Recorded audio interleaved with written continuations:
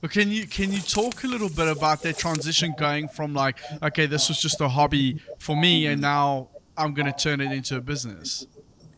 Yeah, so I mean, obviously, like I work in the professional industry and OEM things like that. So I cannot just go full time on something like this. So I have to kind of pick a good balance of how can I still do this on the side, right, while still working on like my career. Yeah. Um, and the thing is, I got this bumper, and then I was like, okay, now people want this produced. So I was like, what are some ways I can produce it, right? And one of them is fiberglass, right? So I made a fiberglass mold at the shop, but it was a total failure. That was like I spent $1,000, but the mold didn't turn out good. The bumper didn't fit. So I got all these customer orders, and then like that was a total fail, right? And and at the time I was just like, oh my god, what do I do? I got all these orders to fill in, and the fiberglass mold is just a complete like crap, right? So one of my friends told me about this company that does vacuum forming, which is interesting. Ah. So this is where you can get really creative. I was like, okay, if I can take a mold for the fiberglass, that means because I worked all the dialogue, right? I worked out all the draft angles, things like that, which means I can actually get it to work on the vacuum form.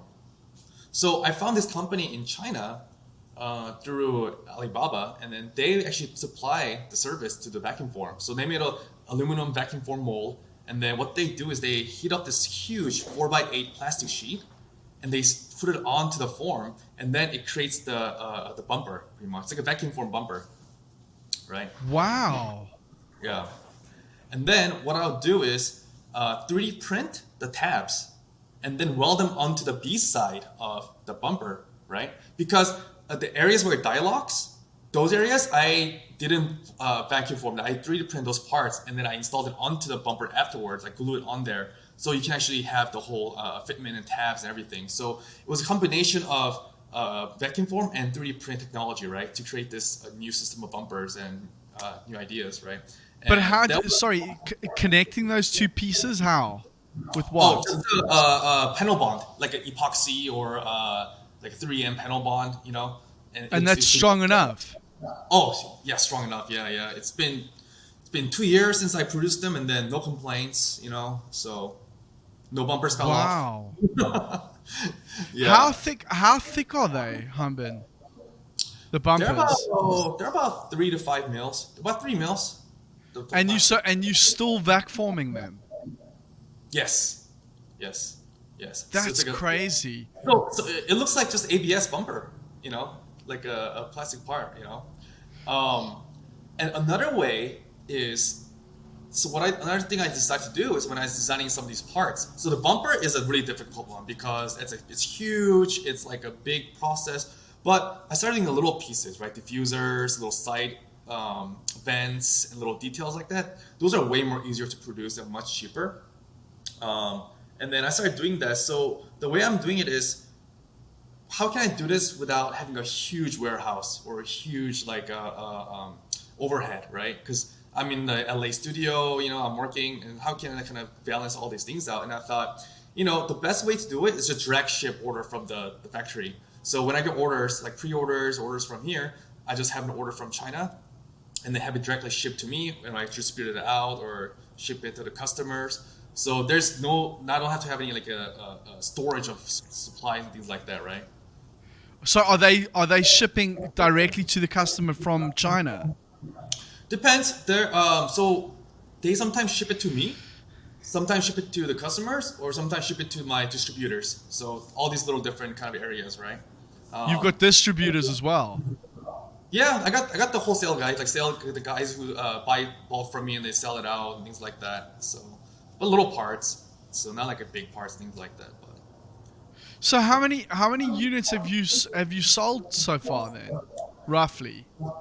I don't know. I mean, the bumpers, not so much. On bumpers, maybe I'll say like 15 or something like that, 15, 20. Like the small parts, I lost count on those.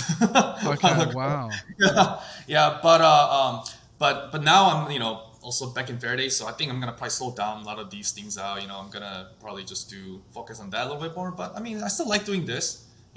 And the thing is, that I'm like, people ask me, oh, how can I like afford like like I was cars gonna get onto that now.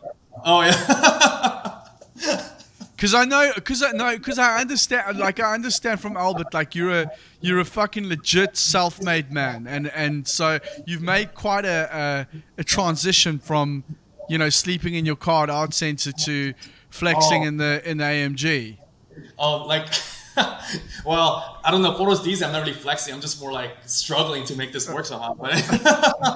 But so back to school, right? When I was in school, like, uh, my car, like, was like I bought it for $2,000, from some Craigslist, and then it What broke car was down. this? What car was it? Oh man. So okay, so I had two cars, our center. One of them was 95 Nissan Sentra. Nice, That was, that was nice. that was a real rocket, man. Was it a sleeper? Oh no, no, No.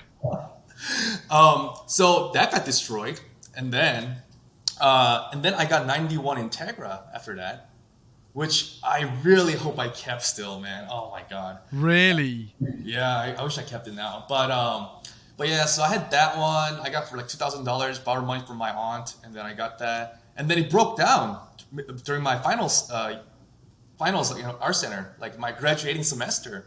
Yeah. And then I was like, all right, I got two options: fix this car or build model for our center, right? For the graduation, and what do you choose? You build a model. It depends. Yeah, yeah. Depends on the car. Yeah, yeah, exactly. So, it's bottle's expensive, man. So I was like, I had to make a little sacrifice there. So, I was living in school for like last like 2 months or something like that. Literally live. Are you literally living in school I now? was literally living in school, taking a shower there, eating there. My friend would take me to his house, like I can like chill there for some time. But yeah, it was rough. It was rough last semester. I tell you that. But So. dude, that's the thing. You're playing it down a lot. Like so at this time, you actually are not. You don't have money for an apartment at all. You are literally sleeping in the Oh university. God! Like literally at the time, yeah, pretty much like I didn't have that much money at the time, but literally the ones I could squeeze out, I was just throwing that into graduation. I was like, you know what? This is my last semester. This is it. I'm gonna do everything I can to make it work.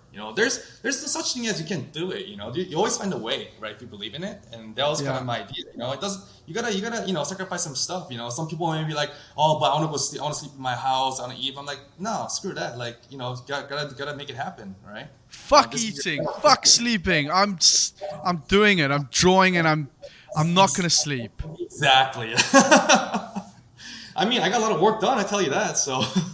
Dude, that's insane. It sounds like it. Yeah. Yeah, yeah. So a lot of people when they see me now on Instagram, they're like, "Oh, I guess he always had money to buy cars and like that." But a lot of my friends know that I struggle, and a lot of my friends help me out too, man. Like so many people in school, like I can thank all of them to help me out during that time because they saw me like struggle, things like that too, right? So yeah, that was I never forget any of them. But now it's like now I think a little bit differently. I'm a little more mature, a little bit older. And the way I see it is, if you are looking at product or like a car or whatever as a consumer, then it's very expensive. If you think of it as a business, then it's investment, right? So for me, like AMG, it's not really a consumer product for me. It's my business R&D. So the way why I do it is I purchase it as a business research and development vehicle, right? That's why all these do custom work. It's not just to show off, or just to look. I don't know. It's more. It's like it's a car that I want, but the way I can afford it is kind of creating as a business, so I can write off as a tax return, and I can produce product for this car, which in return I can get the money from it, which pays for the car and all that stuff, right? So there's always the way to be able to get it, right, and make money from it. It's not just car where you just get it to drive around, you spend your money on it. But to me, it's more of a research and like more design, right? So that's how I see it, right? And that's how I'm able to get it. And next car after this, I don't know. I mean, I think it really depends on what project I want to do. It's never like, oh, I want to get as expensive car as I want to do. Next one can be just like, what, I want some cool like JDM car, right? Or I want some cool something else. I want to do some like Mustang. It really depends on the time, like what I want to do at the time, right? So. Is this like a one-man show, Hanbin, or do you have a business partner? So it always used to be a one-man show for me. like my BMW and my Corvette stuff was always one man show, but this YMG project was a little bit bigger, and I couldn't really do this by myself because it's a huge project, right? So the way I did it was I partnered up with a couple of my friends. One of them is Competition Carbon, who I knew for a long time. Worked on a Corvette project together, and he reached out to me, Koa. He reached out to me saying, "Hey, you know what? Me and this shop guy, we really love your design. Let's produce together." So I was like, you know what? That's great because I can supply the design, I can supply the parts, but what I want is I want the actual fiberglass carbon fiber parts on my car, right? Yeah. So develop this partnership together where I supply the R&D, like prototype. They're cheap, prototype stuff in China. It's really good price. And then they would do all the mold, production, and sales, and I get the royalties, things like that. And to be honest, that's better for me because I can focus on my work and focus on working on my custom car while they, to the production, and then they get the money for the customers, things like that. So it's a mutual benefit kind of a business, right?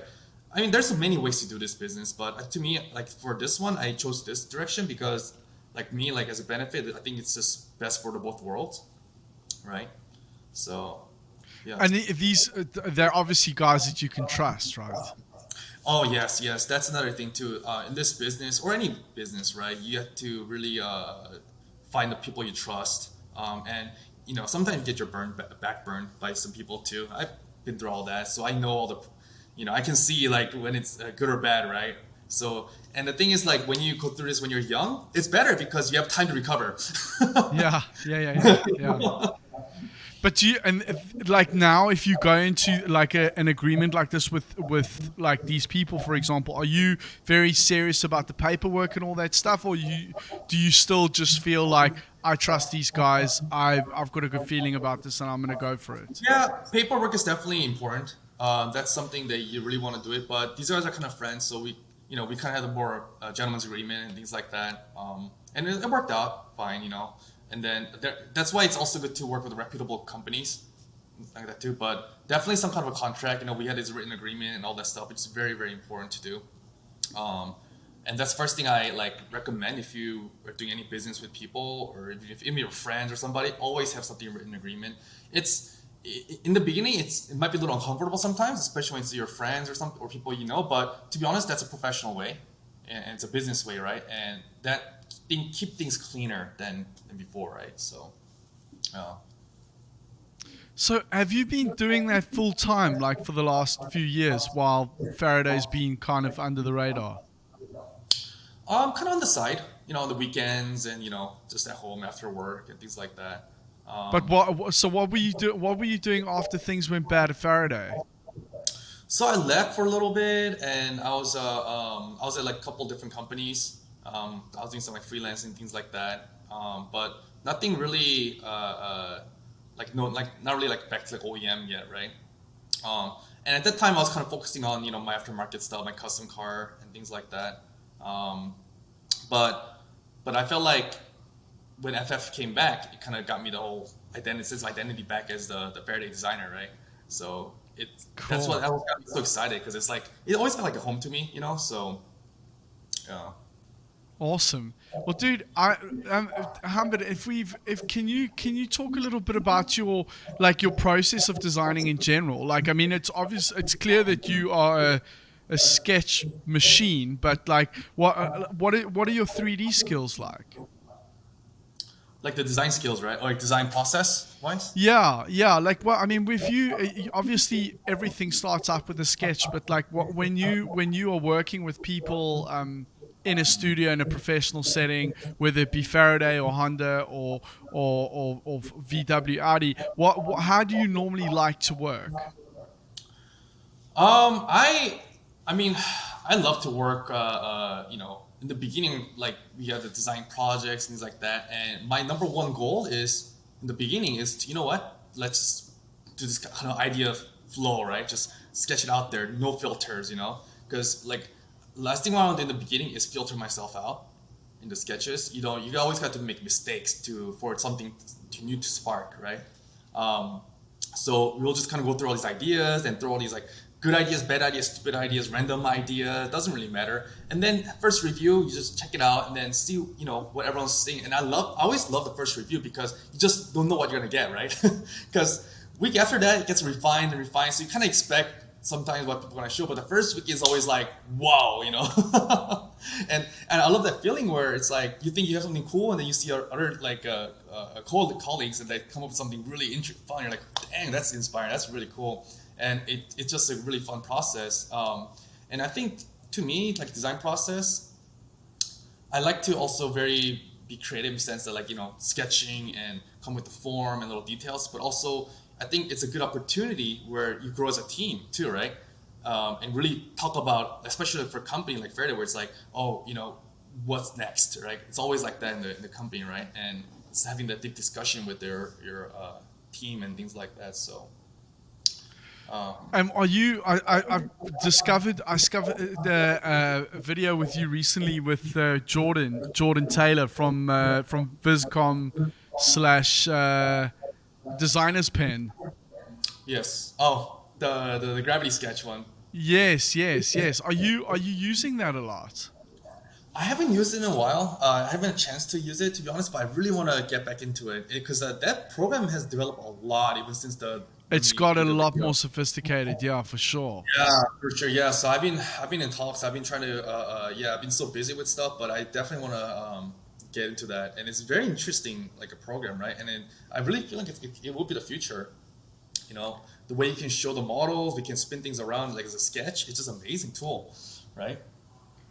Do you really think it's that? I don't know. In terms of, I see great opportunity, obviously for reviews. I see really good great scenarios where you can make adjustments in a review. But I'm still not completely sold on the whole developing in VR. Like, have you tried it before? You know what, I have, and I haven't. I'm a bit of a technophobe, and I need a bit of time with these things. I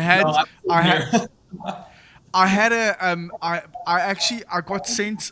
This is the second or third time I mentioned this now, but I got sent a headset from Emil Lucas, I think is his surname, from Gravity Sketch, and he actually did we actually did a tutorial together, and he showed me how to use it, and I felt so stupid, because it took me forever. Like, I'm zooming in, like, you're doing these gestures, but I still needed to learn to control it, and I need to spend more time with it. I mean, it's a lot of fun, and I am definitely like you, man. I'm a total technophobe. Like, it took me a long time to even get on Photoshop. Like, some of my friends who might listen to this, they'll know. Like, I always told my friends I'm never gonna use Photoshop. I'm gonna be the marker guy for the rest of my life, my whole career. And then it took me a while to get to Photoshop, but now I'm just all Photoshop, right? And Alias too, and it's just Alias is impossible, dude. I mean, in the beginning, it's so fucking unintuitive. I always tell which program ever you use, it's that time we can control to do what you want with it.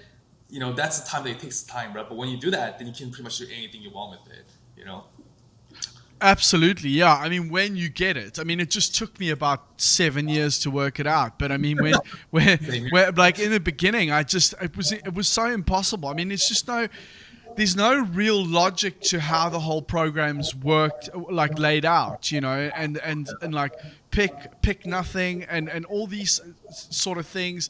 It was very difficult for me. So now I've got I use 6 or 7 tools, and those are the go-to things that I use and nothing else, Yeah. But so many tools now, right?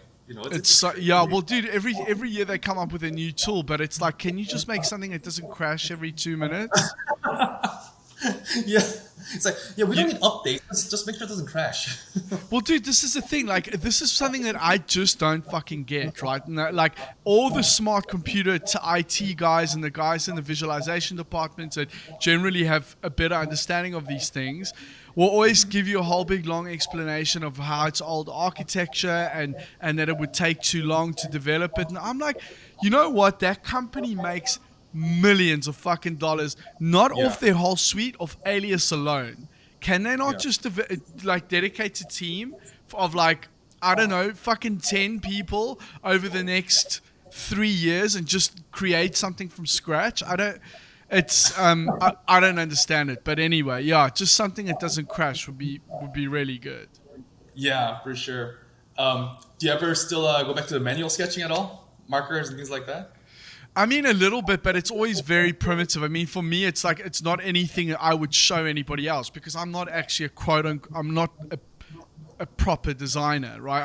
I'm primarily an alias modeler. So if I am sketching stuff, it's more for myself rather Yes, than yes. to show anybody else. But Trends yeah, and yeah, yeah, I use it all the time, yeah, yeah. absolutely. For me, the best way to for me and myself when I model something, the best way for me is I try to break down the construction. You know, I see my design and then I make like little construction platform. Like, okay, I make a little plan. You know, okay, I'm gonna make this first and draw that, and then I'm gonna blend this area, and I just build to that pretty much. You know, like always have the blueprint. That's incredibly useful. I mean, I do that a lot as well. You know, sometimes it's like you look at this bird's nest in front of you and you just try and like kind of squint your eyes a little bit, and then you are literally doing what you've just said. You know, you draw maybe two planes intersecting and then you draw the fillet over there, but what are you going to do with this intersection coming there? And you Yeah. require pen and paper for that, you know, to work it out, and then you can then go on your merry way again. But I mean, it's Yeah. incredibly useful for sure. Yeah, because I remember in the early days, I think this is danger of like not knowing the tools so much, especially for students, is sometimes you let the tool or a program dictate your design, right? For sure, yeah, yeah, Yeah. So I think yeah. that's I mean, dude, this is so true. I mean, I honestly, the whole of university, pretty much, I was unable to use Alias. I learned it. I tried really. I was really bad at it, and I kind of got to grips with it a little bit in the towards the end of the third year, but it was certainly like when it came to doing our final major project, I was like, I want to do a clay model. I want to sculpt yeah, a clay model by hand because I know I'll be able to do something much better. Plus, yeah, I kind of really like the idea of doing something physical and learning about how a surface or a body side is constructed. You know, how to put a wheel arch onto a car. You know, and learning about how to construct volumes. You know, this is so important. yeah, for sure. And okay, so going back to that, like I was making all these alias models and I was making all these digital models to make my own custom parts, and then I realized, when you're doing this, you actually get to learn a lot about how the cars are put together because before that, as I told you, I wasn't much a petrol head. I mean, I like cars, but never really understood how it got put together and things like that. And as I'm working on these cars and putting things together, taking apart and adding things on it, I realized, oh wow, so this is how if it's assembled, this is how things get put together, and really makes you understand the whole car, right? And so to me, it wasn't just about making my own cool little custom car, but it was a very learning experience for me how the cars are put together too. Well, dude, And I think in a situation like what you're talking about now, you arguably learn even more than what you would in a normal OEM setting. Because in a normal OEM setting, you've got like, you an engineer will maybe say to you, okay, listen, Hanbin, you can work to this flange over here and between this point over there, and make sure you do something nice in between those two things. This plane needs to meet with that plane. End of story. But now all of a sudden, you've got to work out all that stuff on your own, and it's yeah, yeah, a lot of trial and error. a you lot know, of trial and error. a lot of fallen parts on the highway for me to understand all this. Oh shit, really? Yeah, I bet, Oh my right? God. Okay. This I'm gonna make this thing a so Tell like us, tell us. this, but the first bumper I got, right? First bumper I got. So I didn't understand there's a bumper on the fascia, but I don't understand the lower part where like a skid panel, all the stuff goes, right? So I didn't really consider that when I designed it. So when I put on the bumper, I assemble all the top area. I'm like, oh, perfect, that looks great. Start driving around, and I just hear all these like cladding just drop on the street, right? I'm like, that does not sound right. And I go underneath the car. But underneath the front bumper, all these are just hanging off, right? Oh shit. Reporting, yeah. And I'm like, So that's what the underside of the bumper is for. I get it now. I get it. So Wow. put it all together, right? So yeah, But a lot of little learnings. dude, what is inside the bumper now? Because I know I haven't seen underneath underneath a bumper in ages, but I remember I had an impact while ago, and there was basically these foam blocks inside the bumpers. Is there anything in them now? No, I mean sometimes there's like little blocks and foams to attain the shape sometimes, or for like the bumper beam things like that. But the one I have, like fiberglass bumpers, carbon fiber bumpers, or ABS, they retain the shape really well. So you don't need to have any of the structural integrity or structural things to keep the shape, right?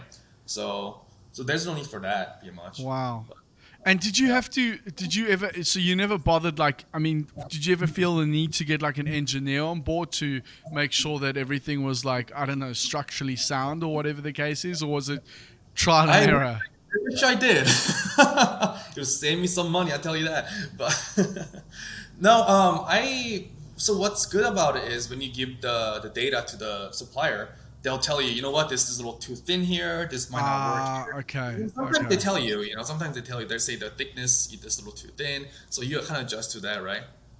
Um, but some things I also learned when I was doing these like 3D printed parts was warp issues too. So sometimes you have to make a little bridges in the B side so it doesn't warp, little ribs, right? So you Okay. just learn through all the process. Like my AMG, for example, I made some parts too thin, right? So when I got it back, that area is a little bit warped. So I did a lot of body work on them. So you kind of learn like as you go, right? And that's why you see in the back side of some bumpers, you see like little ribs and little things like that to keep the structure, right? So so now you kind of understand all that thing. So yeah, it's a lot of But those. does the material itself not warp over time, Hanbin? Like even if you put those ribs in. Not that I've seen, and to be honest, on my car, on my AMG, I have a diffuser on right now, which is 100% 3D printed, like the SLA. And then, Yeah. I had it on the car for past year now, right? And no issue, I'm a little bit of warp on the edges, but the main part, it's all there, So it's not as strong as fiberglass or carbon fiber in terms of like rigidity, but it's still holding the shape pretty good. So, but I would say that's good for like prototypes, but you always want to, for production stuff, you always want to make it more legit, fiberglass or plastic or something like that, right? To hold it, but it does a job for now. Do you have like a certain amount of pieces that you'll normally produce before you start selling them to other people, like test pieces or? Yes, I usually do one test piece and see how it fits, and then yeah, and then start producing it. So it's tricky because if I'm doing something like fiberglass, then it's easy because you work on it and then you make a mold and then you test it out. But if you do something like a production mold with the like a tooling, right? Like for example, the vacuum form tooling, it's a one shot. Like if that doesn't work, you waste your money, right? Oh, and yeah, and that's your money gone. Like this, they Exactly. don't. Yeah.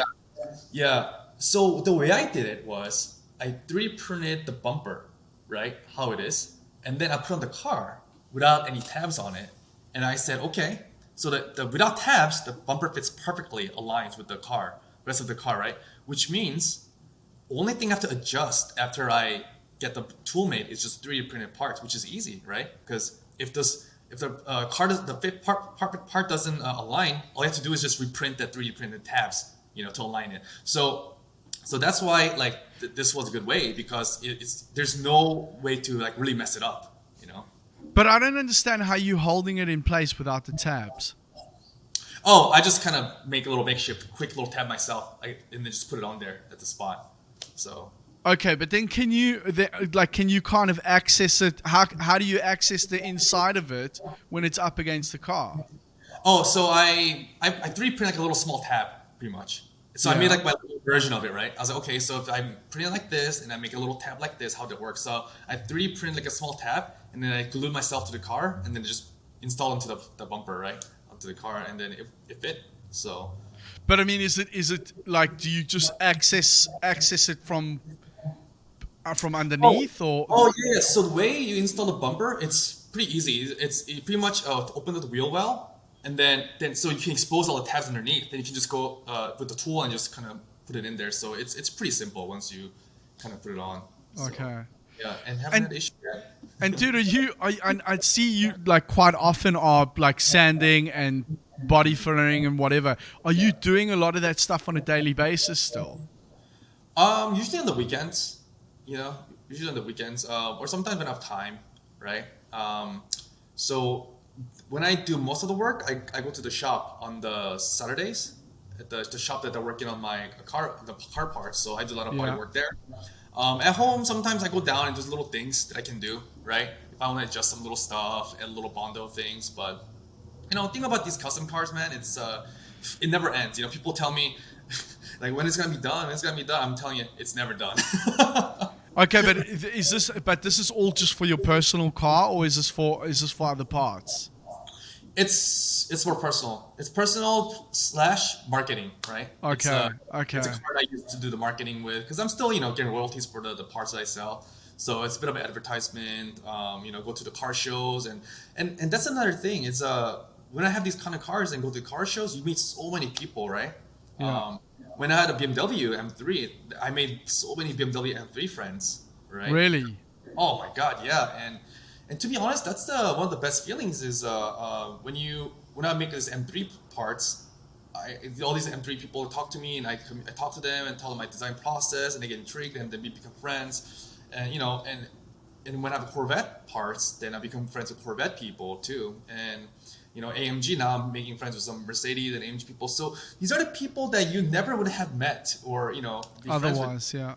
Yeah, so it's through the car, through my custom like building stuff, like and you make new friends this way, and these people you never know the opportunities in the future, right? You never get to work on some cool projects or become Yeah, yeah. You never know. Yeah, yeah. yeah, Absolutely. exactly. So it's a really good connection network, right? It's just a really good icebreaker to have, talk to people like that. Dude, that's super cool, man. It's really really cool. Hamid, dude, I know you've really pushed for time, and we can probably wrap up soon. I just do you want to? I'm gonna revert to asking if you would like to offer any advice for young folks starting out in the design world. Yeah, I mean, so what I always tell, so sometimes I go to school sometimes to little talk to the students. Don't sleep. Yeah, as instructor too. Yeah, don't sleep. Once in a while, yes.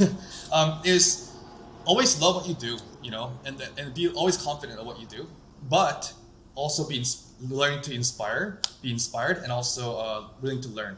But the biggest thing for me, for them, as for students to understand, is there's no such thing as homework for you guys. It's homework is when a math teacher or science teacher assign you like textbook stuff, right? You're here in a school because you love what you do. You want to do car design for your life, and when you think of it as a homework, that 20 pages or like two models that instructor assigns you, it seems a lot. But if you see it as like a project, then it's not enough pages. That's what I tell them, right? If you think of it as a project you love, 20 pages is not enough. If you think of it as homework, that's too much, right? So that's kind of how I want to tell them is, just you're here because you love what you're doing, and always be inspired. But don't always forget to also be yourself too as a designer, right? Because I see so many people where they try to, especially these days with Instagram and Pinterest, is everyone's stuff starts to look the same, right? Everyone's stuff look the same, and you always the same inspiration, but always be yourself too. You want to be the guy where someone says, "Oh, that looks like your design. That looks like you. That's all your style." That's when you start to develop your own style, right? So it's like your signature doesn't have to be like your signature. It can also be like your design or your colors or whatever you choose. So always have the sense of your individuality, but also be inspired and things like that. So Cool. Awesome. Hanbin, thank you so much, dude. I'm really, really stoked we got to do this. It's been a long time coming, and we did it. yeah, for sure, man. Yeah, I'm so glad. Cool. Thanks a lot.